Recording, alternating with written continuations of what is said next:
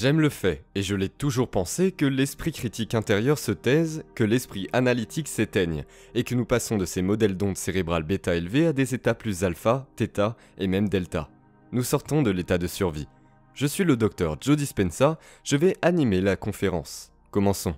Si vous regardez l'espace de biohacking et de la croissance personnelle de nos jours, je trouve ça fascinant.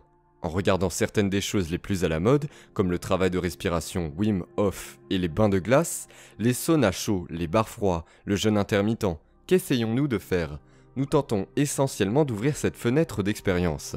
Nous disons « Hey, assis là à regarder mon écran 12 heures par jour avec 100 calories de fruits hautement transformés et raffinés, assis dans ce réfrigérateur juste en face de moi dans un environnement climatisé en permanence à 72 degrés où je suis toujours couché dans des sièges et des lits rembourrés pour toute ma vie. C'est ça mourir. Et nous voulons juste élargir la fenêtre pour une vitalité et une expérience maximale. Oui. Il semble que lorsque nous avons commencé notre voyage et que nous avons étudié ces mêmes choses, en remarquant que les gens étaient bloqués dans des schémas d'ondes cérébrales bêta élevées, nous voulions leur apprendre à s'auto-réguler, à être capables de commencer consciemment à enseigner au cerveau et au corps à sortir de la survie, à se concentrer davantage sur le moment présent, à être capables de passer à un état plus créatif. Nous sommes tombés sur ce type de processus qui a lieu chez de nombreuses personnes qui font l'expérience d'un état transcendantal, qui consiste à ralentir leurs ondes cérébrales jusqu'à l'état θ et même parfois, selon certaines mesures, jusqu'à l'état delta. Leur corps est dans un sommeil soit léger, soit très profond, et où ils sont éveillés et conscients. Ce pourrait être une porte énorme qui commence à élargir les perceptions des individus. S'ils arrivent à rester dans cette zone, cela ouvre presque une porte à des états super conscients de gamma. Mais il n'est pas nécessaire que la personne fasse l'expérience du gamma, car en θ et en delta, il y a beaucoup de guérisons en cours. Il y a beaucoup de changements en cours.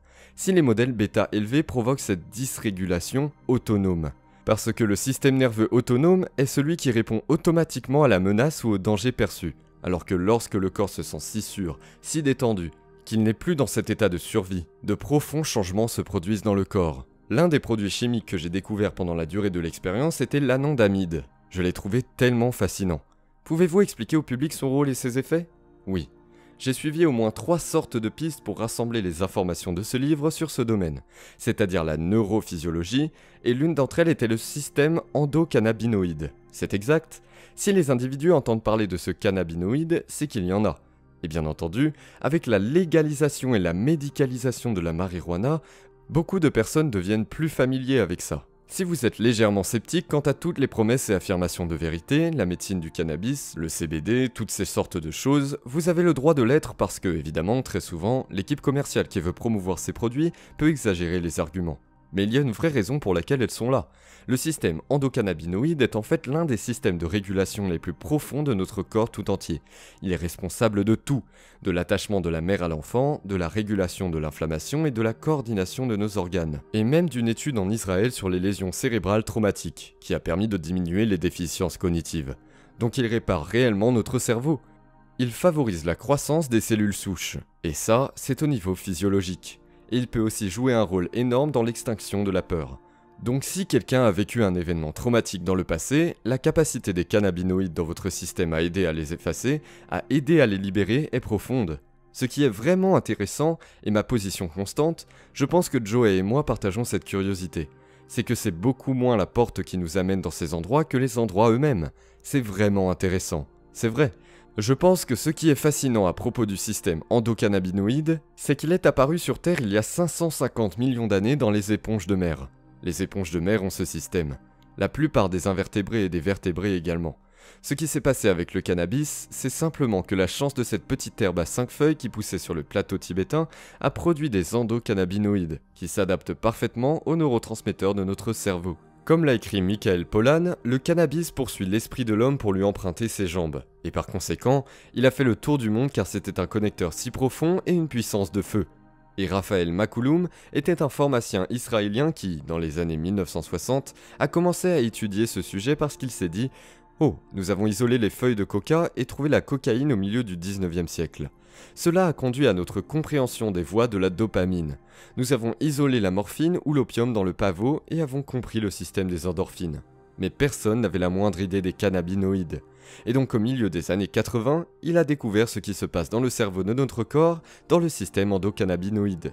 Ils appellent cette molécule interne, non pas celle qui provient d'une plante, mais celle qui est en nous, l'anandamide, du nom de la félicité. Vous êtes comme survolté, comme une course intense.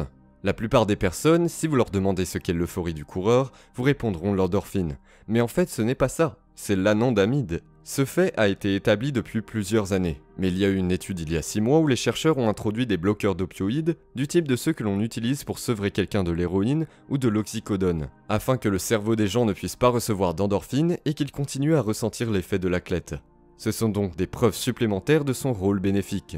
Donc, qu'il s'agisse d'exercice ou de musculation, l'endorphine est associée à l'orgasme. Elle est associée au lien parent-enfant, à l'amour et à toutes sortes de choses. C'est l'une des clés cachées. La statistique qui m'a époustouflé est que cette enquête récente a montré que 90% d'entre nous médecins n'avaient aucune idée de ce que c'était ou de son rôle potentiel dans la santé et la guérison. J'aime le fait, et je l'ai toujours pensé, que l'esprit critique intérieur se taise, que l'esprit analytique s'éteigne et que nous passons de ces modèles d'ondes cérébrales bêta élevés à des états plus alpha, θ et même delta. Nous sortons de l'état de survie. Cette installation critique dans le cerveau a tendance à se calmer et nous devenons plus concentrés, moins attirants ou plus attentifs. Bien sûr, nous sommes plus créatifs. Notre esprit peut vagabonder et s'ouvrir aux possibilités. Parlez donc au public de ce que vous avez découvert sur la façon d'y parvenir, ce que vous avez appris sans utiliser de substances exogènes. Vous parlez de la respiration, vous ouvrez cette porte à tout le monde. Oui. Comme je l'ai dit, parmi les 3 voies que j'ai explorées, l'une d'entre elles était de parler dans un panel avec Rick Dublin, docteur de Harvard et fondateur de l'association multidisciplinaire pour les études psychédéliques. Ce sont des personnes qui prennent de la MDMA pour le PTSD à travers la phase 3 des essais cliniques. C'est un travail révolutionnaire, récemment approuvé comme une avancée médicale par la FDA. Cela va tellement aider les personnes, nous devons accélérer le processus. J'ai eu une conversation avec lui lors d'un événement et il m'a dit qu'en quelque sorte que lorsque des études, en mettant les participants des ondes cérébrales EGS en suivant leur sang, leur salive, cela leur permet d'accéder plus facilement à leur traumatisme passé et retravailler cette mémoire. C'est vrai, ils peuvent écraser la vieille histoire qui les tenait et créer quelque chose de plus positif et utile. Comme c'est un taux élevé d'oxytocine, de prolactine, de vasopressine. L'analogue le plus proche est l'état post-orgasme. En effet, vous pouvez vous dire que c'est incroyable. Ces personnes ont passé 30 ans et dépensé 100 millions de dollars à naviguer dans ce processus fédéral incroyablement complexe d'approbation des médicaments et de révision des études.